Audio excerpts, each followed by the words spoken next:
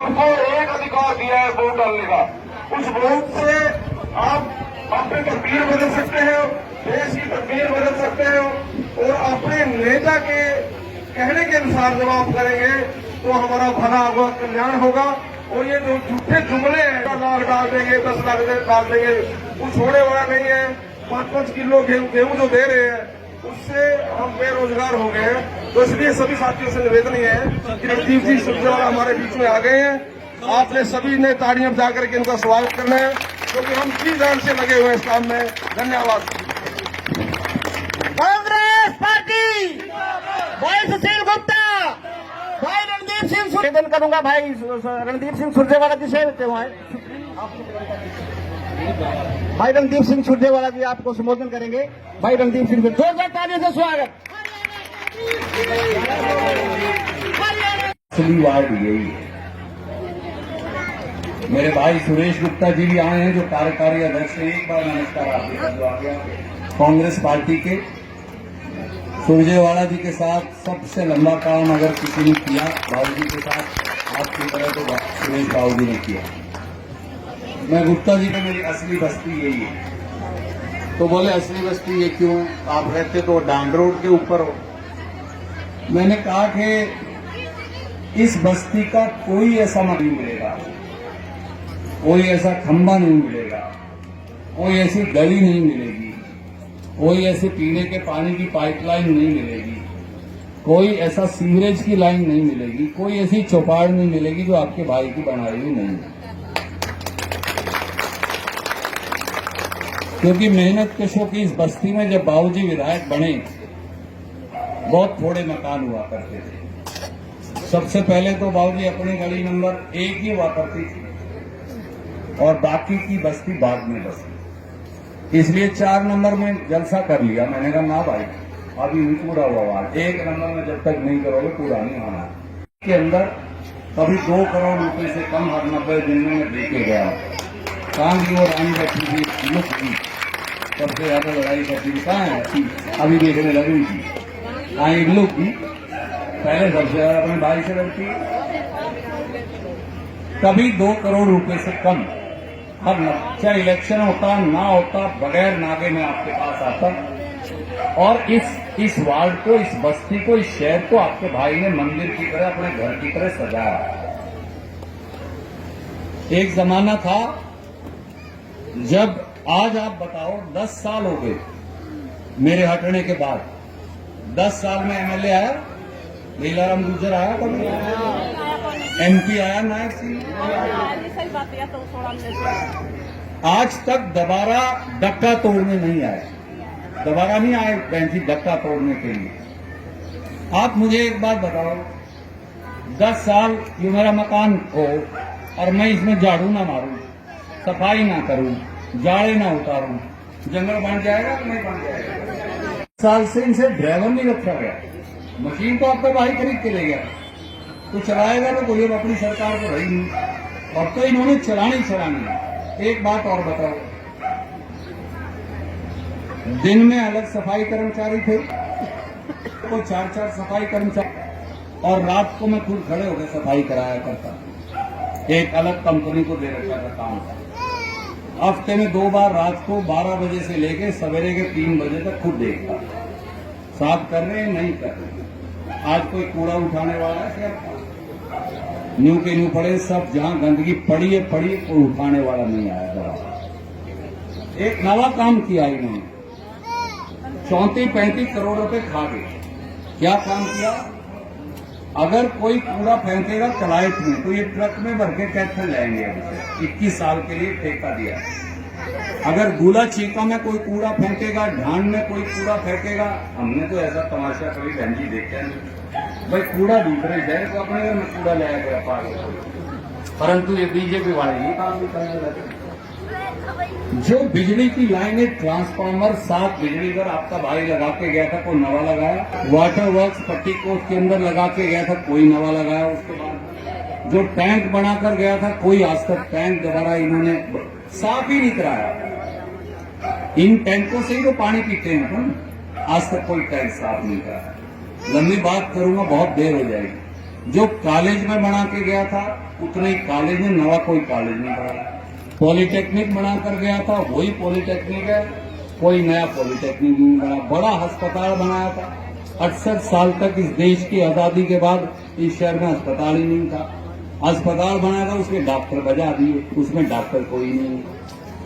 खंडर बन गया, कहीं एक फ्लोर पे तो बंदरों ने कब्जा कर रखा है। कैसे चलेगा ये शहर? ये शहर बीजेपी को हमने सब कुछ दे दिया, उनके भरोसे चलेगा कैसे?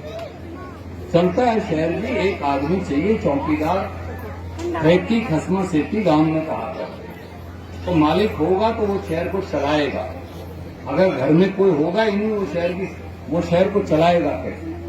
तो मैं आज आपसे एक ही अरदास कर रहे हैं, एक अपील कर रहे हैं, और 10 साल में महंगाई, क्योंकि मेरी माता बहन बैठी है इसलिए 1 मिनट और लूंगा।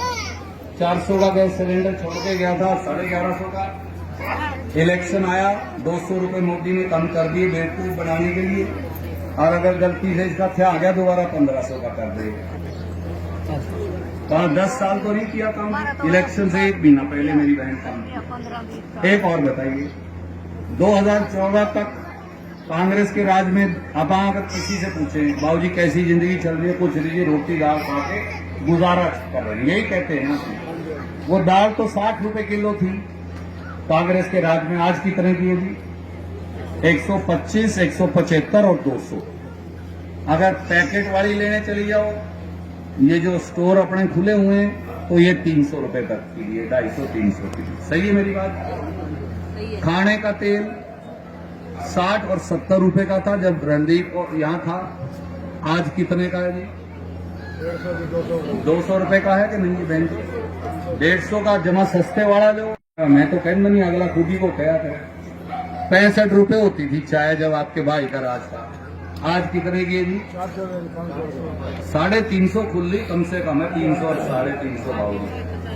300 अगर ब्रूक बॉन्ड की लेनी और ताज की, कोई मेरे जैसा आ जाता है रिश्तेदार, कोई आ जाए भाई, चलो कभी कोई बिटिया आ गई, कोई और रिश्तेदार आ गया, उसके लिए दूसरी लाई पैकेट वाली, तो वो 450 रुपए की। जीरे का क्या भाव है? क्या भाव होता है? हल्दी का क्या है? राजमा का क्या भाव है? सब्जी का क्या भाव है? आटे का क्या भाव है? चावल का क्या भाव हो गया? नमक का क्या भाव हो गया? जो सबसे सस्ती चीज होती थी 3 गुना तो नमक का रेट बढ़ा दिया। गरीब आदमी रोटी कैसे खाएगा, कैसे अपना घर चलाएगा?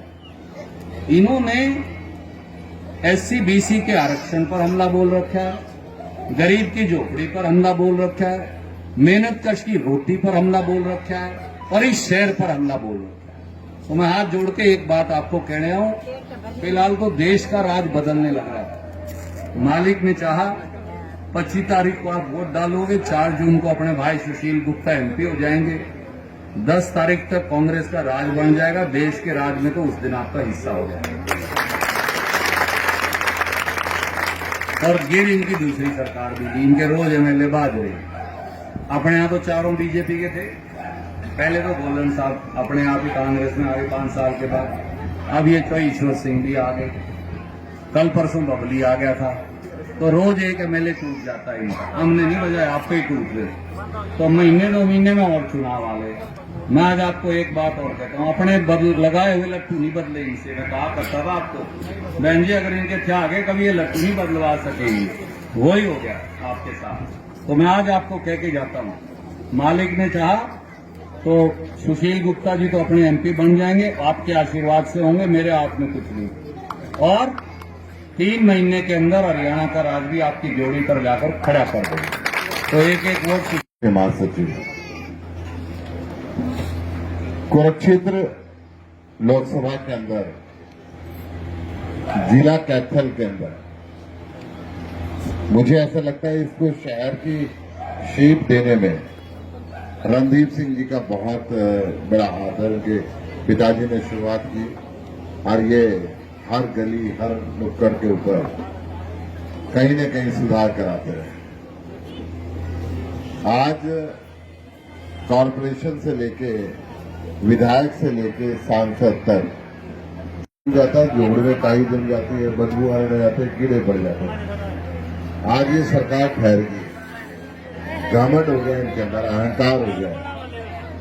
किसानों की पिटाई इन्होंने करी, महिलाओं के साथ दुर्व्यवहार जंतर मंत्र पे आपने देखा, मणिपुर के अंदर आपने देखा, हर घर के अंदर बेरोजगार बच्चा बैठा हुआ है, या वो नशे के रास्ते पे चल पड़ा या अपराध की दुनिया में चल पड़ा। अब इसको बदलने की जरूरत है। इंडिया गठबंधन ने घोषणा की है हर बुजुर्ग को 6,000 रुपये महीना पेंशन मिलेगी बुढ़ापा पेंशन। जो घर में सबसे बड़ी महिला है और गरीबी रेखा से नीचे है, हर घर में 8,500 रुपये महीना उसको मिलेगा। बेरोजगार बच्चा बैठा है, उसको स्किल ट्रेनिंग देंगे और जब तक उसकी स्किल ट्रेनिंग चलेगी उसको 8,500 रुपये महीना मिलेगा। उसके बाद बढ़िया सरकारी नौकरी मिलेगी। 35 लाख पद केंद्र सरकार के खाली है और 2 लाख पद हरियाणा सरकार के खाली है। 37 लाख सरकारी नौकरी बनी है। तो ऐसे बहुत से काम है जो मनरेगा मजदूर है उसकी केंद्र सरकार 400 रुपये मिनिमम दिन की जारी करेगी और 200 रुपये स्टेट गवर्नमेंट देगी। ये घोषणा इन्होंने की है। इसके साथ साथ हम बढ़िया स्कूल देंगे, बढ़िया कॉलेज देंगे, बढ़िया हॉस्पिटल देंगे, मोहल्ला क्लिनिक देंगे। ये वायदा इंडिया गठबंधन के संकल्प पत्र के अंदर आपको दिया गया। मैं आपसे प्रार्थना करता हूं, अब बहुत समय हो गया, 10 साल बदल लो। एक सब्जी तो घर में भी हर रोज नहीं खा सकते। इस सरकार ने कुछ भला करा तो उसको ले आते हैं। सरकार ने तो सबको दुखी किया है। तो मैं हाथ जोड़ के प्रार्थना कर रहा हूं, आने वाली 25 मई को झाड़ू का बटन दबाकर मुझे आशीर्वाद।